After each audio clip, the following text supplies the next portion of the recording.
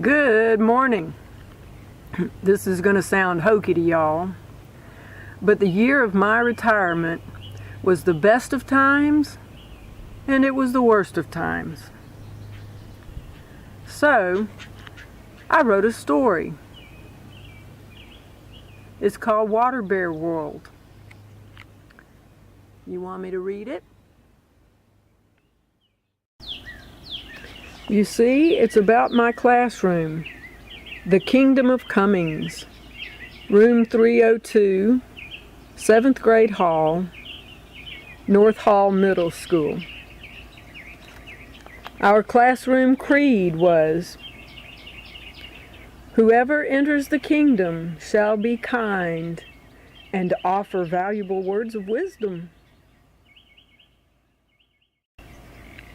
The legacy, as written by Davy, a wise young water bear, to me, Indy Cummings, the Queen of the Kingdom.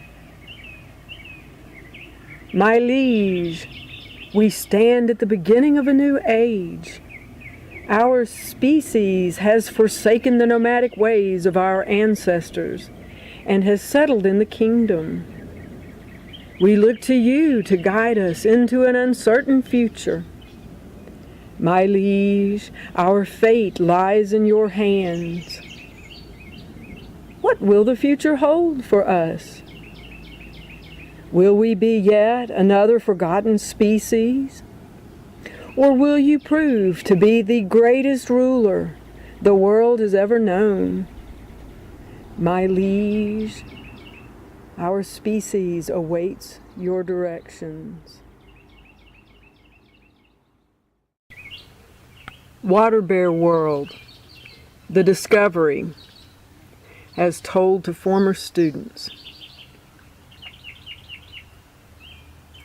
The water bear friends were chilling on the back porch, listening to the ADS speakers play Pink Floyd, Dylan, and Shinedown, while reading each other's poetry and sharing sketchbook artistry.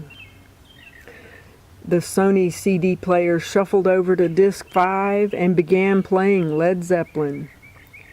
The aroma of smoking barbecue swirled through their nostrils, conjuring up memories of picnics past. As they slammed back a couple of hibiscus teas, these well-hydrated water bear buddies began to reminisce about good times spent together. Indy, one of the oldest moss piglets, aka water bears and tardigrades, chuckled and recalled the time when they had all gone snorkeling together down in the Caribbean. It was an excursion from the cruise ship called Dicranum Especial. That was a trip in and of itself. Out in the little bay called Diversky, they saw sponges, anemones, nudibranchs, urchins, and even a marine ferret with black feet. The moss munchers delighted in watching the feeding frenzy caused by the snorkel guide when she broke out some crackers into the water. That event brought out all the trilobites, anomalocaris, opabinias, and even a picaya. It was the Cambrian explosion all over again. We followed the other guide to a mysterious location where he told us a sunken treasure might be found. Indy was curious. Sporting her antennas in a ponytail and wearing her favorite zigzag tie-dye, Indy Cummings found herself deep within a tropical feline forest.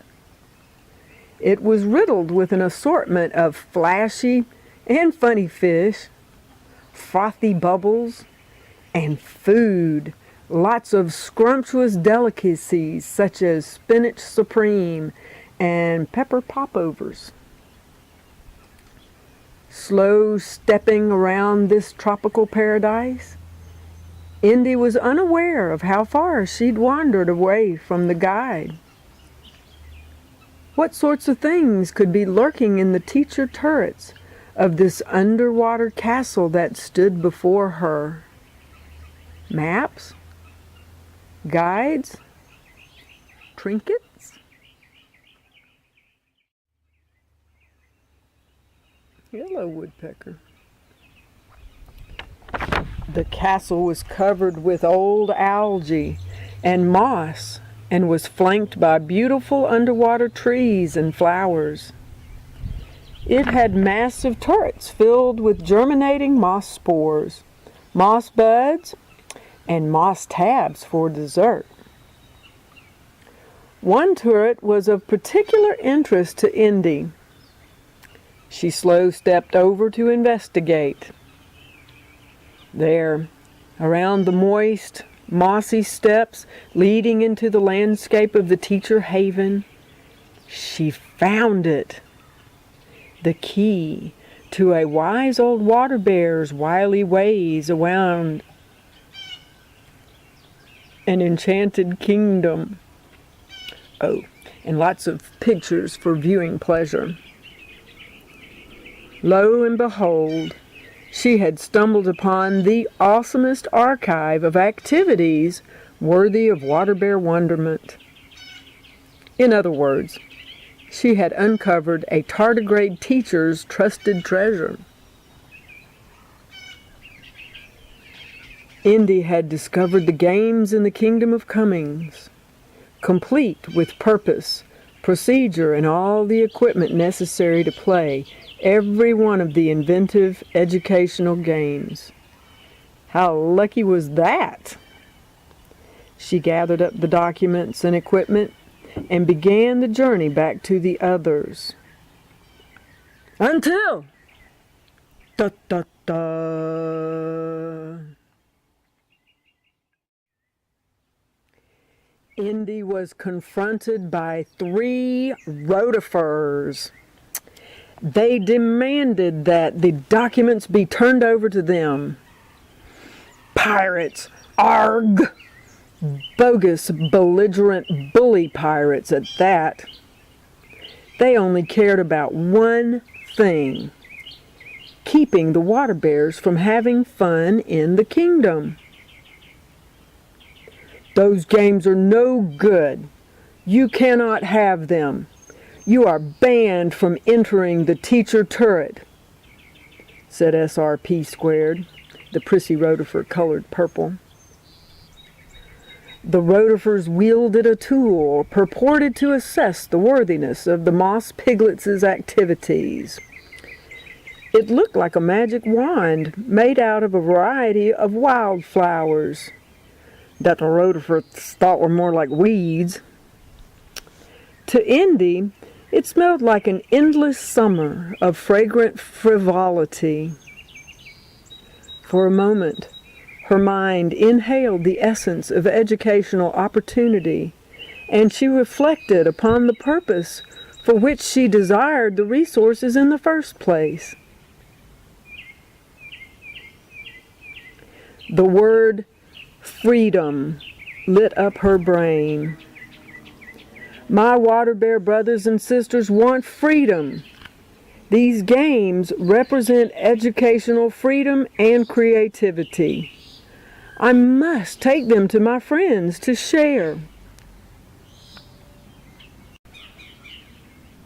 In the moments that followed, the rotifers hunkered down for the pounce and went after Indy.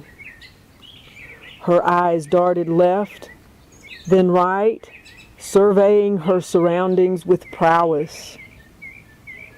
By focusing on SRP squared, Indy was able to extract the wand without injury and use it to secure all the educational materials from the kingdom.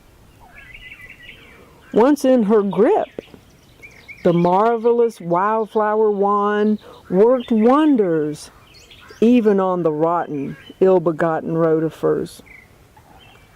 She played a little hocus-pocus. Guess what Indy did with the wand? You'll never guess. Those used to be activities in the kingdom, remember? Well, Indy used the wand to instill acceptance and understanding into the rotifers, rendering them valuable to the kingdom once again. Fancy that! The rotifers blinked, shook their heads, rotated their wheeled appendages, and began to encourage and not criticize the inhabitants of the kingdom. This included the other rotifers, all the sidekicks, and of course, the water bears. After recollecting this particular event together, the Moss Piglets decided to put together a porch party for Indy, seeing as she had single-handedly altered the course of educational history. The sensory experience was divine. Barbecue from the smoker, hibiscus tea on ice, Gain fragranced Febreze for those, occasions. Music from favorite artists such as Van Halen and Queen. And of course, moss tabs for dessert. The water bears even had party favors for their guests. Cute little stuffed microbe stress balls. Much to the water bears' surprise, the rotifers showed up bearing gifts. The best kind.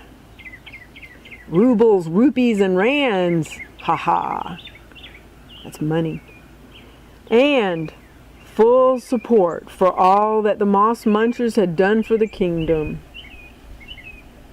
This brought even greater opportunity to party. Indy embraced every aspect of life on the porch, and everyone was inspired by participating in the games from the kingdom. To this day, Indy Cummings still plays all those games, and her friends live happily together forever. Because, as you know, tardigrades can do that. Interpret it however you like. But now, I must go make soup.